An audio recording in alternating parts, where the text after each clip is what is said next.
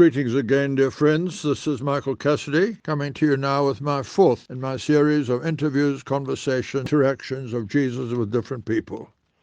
And this time it's the disciples on the road to Emmaus on that first Easter Sunday.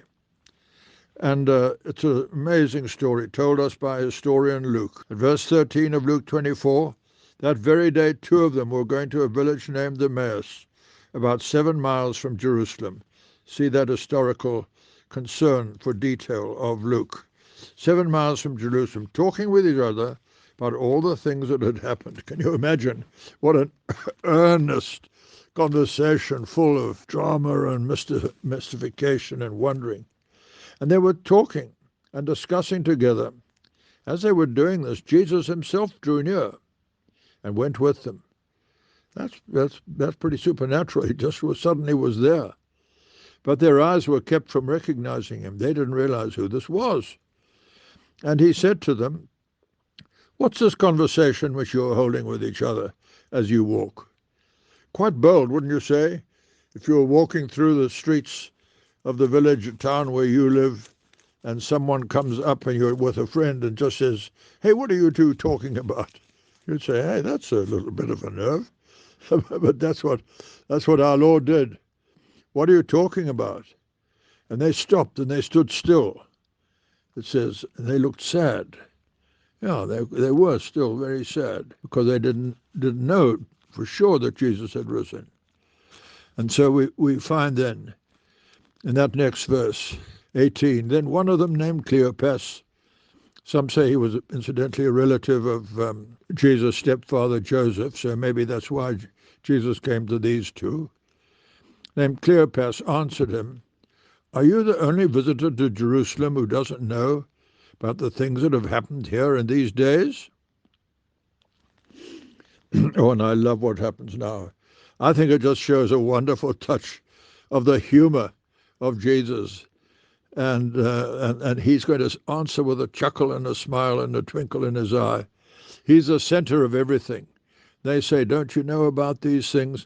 And Jesus says, "Oh, what things? What are you talking about?"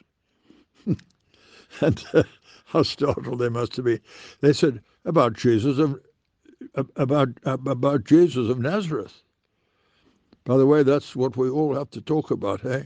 Jesus of Nazareth, who was a prophet, mighty in deed and word, before God and all the people, how our chief priests and rulers delivered him up to be condemned to death and crucified him.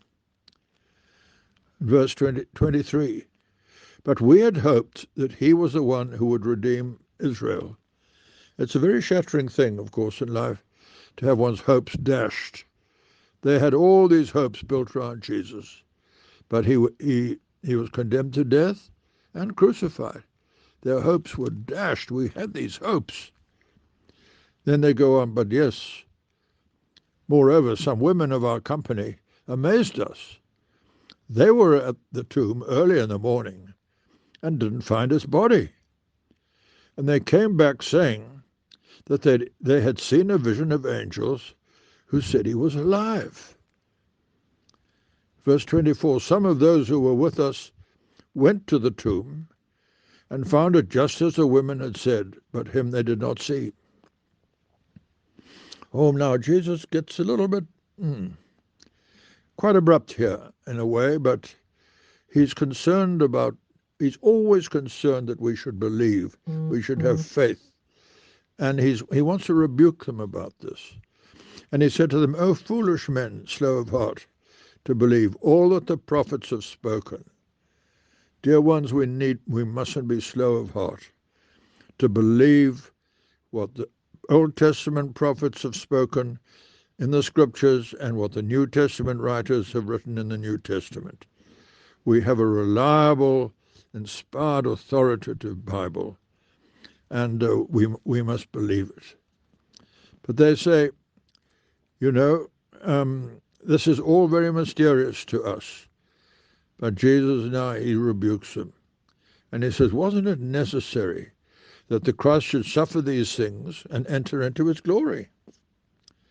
And beginning with Moses and all the prophets, he interpreted to them in all the scriptures the things concerning himself. Once again, the egocentric teaching of Jesus, and yet he gives the overwhelming impression of being a humble person. That was a Bible study to end all Bible studies. Wouldn't you like to have been in on that? Beginning with Moses and all the prophets, he interpreted to them in all the scriptures the things concerning himself. Amazing. And so now we find out that they are drawing near to the village where they were going, verse 28.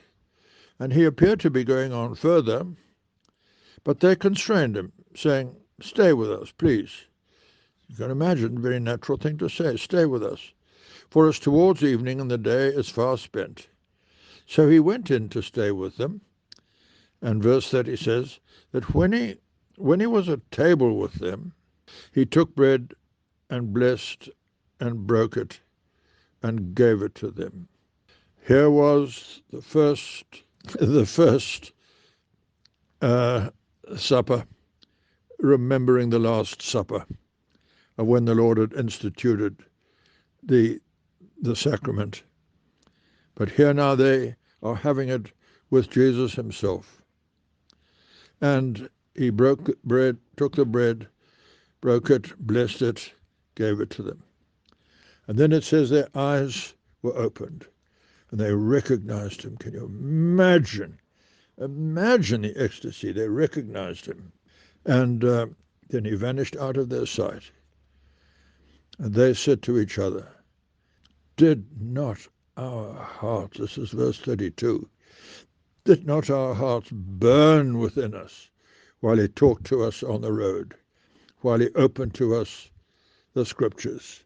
I believe that whenever we really open the scriptures in church preaching from the pulpit or in Bible studies, people's hearts burn, you know. That's what people want. They want the scriptures. They want the word. They don't just want our pretty homilies. They want what the Bible actually says. And then it says they rose that same hour. In other words, there's no dilly-dallying here. They're not even going to stay the night in the inn. They paid the bill, and then they said, "We've got to order an Uber and get quickly up to Jerusalem because we've got to get there fast." So away they go that night, same hour, returned to Jerusalem and found the 11 gathered together. I guess these guys weren't getting any sleep. I mean, this was all so exciting. And those who were with them, and they said to those there up in Jerusalem, "The Lord has risen indeed and has appeared to Simon." That's what the group in Jerusalem said. The Lord has risen indeed, and he's appeared to Simon. That's Peter. And then the Emmaus two tell what had happened on the road to them and how he was known to them in the breaking of the bread. Oh my, can you imagine the emotions of these disciples? The excitement, the marvel, the glorying, the rising, soaring spirits. Then it says that as, verse 36, as they were saying this, Jesus stood amongst them. Once again, he'd gone by a faster Uber than they had, and he was already up there. And they were startled and frightened, supposed that they saw a spirit. But he said to them, "Don't be troubled. Don't question in your hearts. See my hands and my feet, it is I myself. Handle me. See, for a spirit hasn't got flesh and bones as you see that I have." And it says they just disbelieved for joy. They couldn't believe their eyes and ears and what was happening to them. And then he says, "Well, after saying that, let's have something to eat. Anyone got any fish and chips?" And so they have some fish and chips, perhaps. Then he gives them another Bible study. And we find that in verse 44, that he opened up to them everything written about him in the law of Moses, prophets, and Psalms. That these must be fulfilled. He opened their minds to understand the scriptures. How marvelous is this, dear ones. Then they are sent out to the world to tell about this amazing Jesus that they had met and come to know. Dear ones, that's your job and mine today. So the Lord bless each of us as we go out to share on our particular Emmaus roads the Jesus that we have met. God bless you and have a wonderful day.